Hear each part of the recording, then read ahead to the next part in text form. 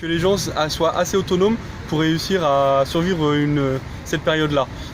En France, l'équivalence en gros, avec quelques idées parfois, quelques moyens d'être arrivé au même constat un peu différentes, mais c'est Pierre Rabhi qui a porté ce mouvement-là avec Cyril Dion, qui sont partis sur un aspect très très positiviste, en se disant, en partant du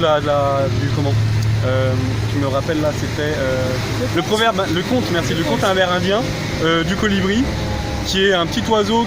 En fait, un jour, il y a eu un grand incendie de forêt. Et donc, tous les animaux affolés ont commencé à partir un peu dans tous les sens, sauf le petit colibri qui, lui, prenait une petite goutte d'eau dans son bec, allait sur le feu et lâchait sa petite goutte d'eau. Là, le tatou, étonné, le regardait en disant « Tu es fou, colibri, que fais-tu » Il fait « J'ai fait ma part ». Et donc, en fait, ça part du constat que chacun, si on apporte tous notre pierre à l'édifice, on est capable de changer ce système actuel qui ne nous convient pas. Et donc, avec cette union, on est capable, du coup, d'éteindre cet incendie de forêt. Alors, on ne sait pas la fin de l'histoire, mais en tout cas, on essaye. Aujourd'hui, en plus, on a la chance, il pleut, donc ça va nous aider. Ça va arroser le potager pour nous. Et donc voilà, il y a ces deux mouvances qui sont très très proches en France, qui est donc le mouvement de transition qui vient d'Angleterre et le mouvement colibri qui vient donc de cette idéologie.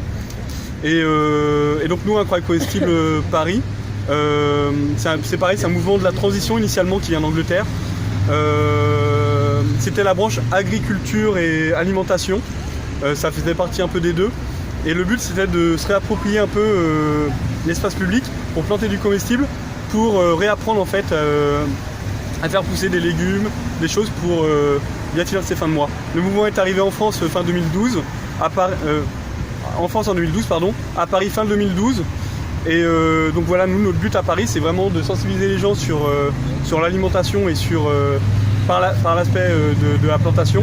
Et donc on essaye de planter du comestible partout où on peut, pour montrer aux gens qu'en fait des pieds de tomates, de la salade, des haricots, ça pousse aussi très bien à Paris et qu'il suffit juste de le faire. Donc voilà, donc on profite de cette union avec les différents collectifs comme Vert Nation et comme Coloco Anico pour végétaliser à la place de la nation. Donc voilà, on est dans cette logique là. Voilà.